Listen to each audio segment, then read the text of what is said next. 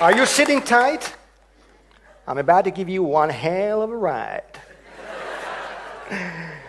First of all, I will give you all new eyes. We will certainly prove that all the experts know is wrong and show that transplanting a head onto a new body is feasible in man. No less. Many years ago, a young doctor lost one of his best friends to cancer. But this was no ordinary doctor. He was a brilliant American neurosurgeon who believed that perhaps had he been able to transplant the healthy head of his friend, unscathed by the cancer, on a healthy donor body, he would have saved his life. In 1970, Dr. White carried out the first head-body transplantation of monkeys. But the problem was that at the time, he did not have the technology to rejoin a severed spinal cord, and so left the animal paralyzed. Over the past 35 years, researchers from all around the world set out to find a cure for spinal paralysis. Despite high hopes and many promising leads, they all failed. Thus, in the experts' opinion, reconstructing the spinal cord is impossible, and so is head transplantation. But something has happened. There's a new kid in town, Gemini. I give you the spinal cord fusion protocol, and your lives won't be again the same.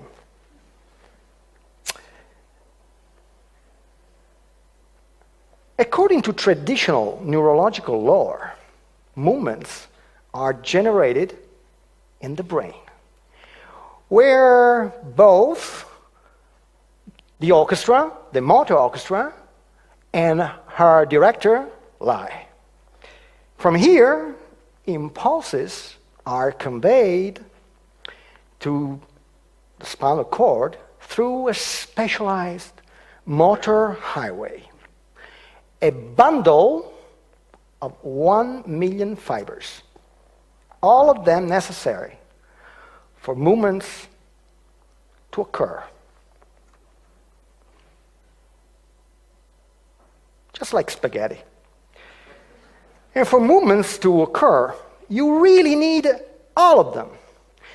In the spinal cord, the spaghetti come in contact with specialized cells called motor neurons.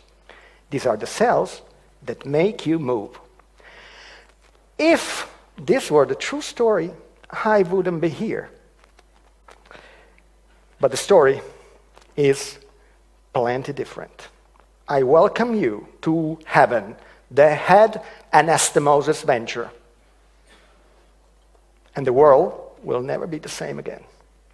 Spinal cord injury has nothing to do with severing a spinal cord, the way we will do when we'll detach the head from the body.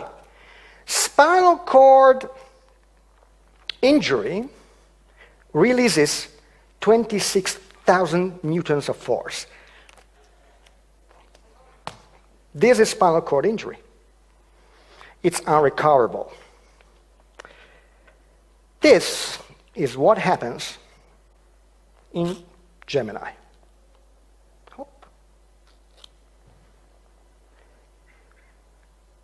The very sharp blade that will be used will release less than 10 newtons of force. That banana can be brought back to life, but this can.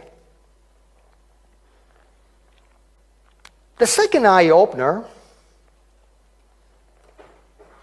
is that the spinal cord is no slave.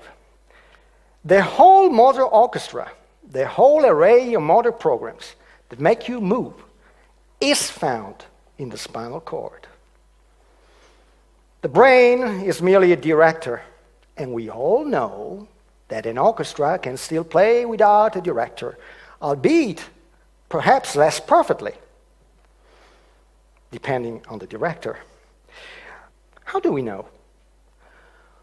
Well, if we stimulate electrically with the spinal cord stimulator, the spinal cord below the level of injury, we can make paraplegic patients stand up, move their legs, and take steps.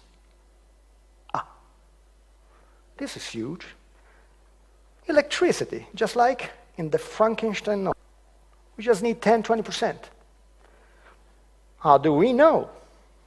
Easy. Back in the 50s, neurosurgeons, in their quest to find a cure for Parkinson's disease, severed this bundle of spaghetti, motor highway 1, and after an initial paralysis, patients recovered their movements in full, with just 10-20% of all this spaghetti, of all these fibers, spared. The fall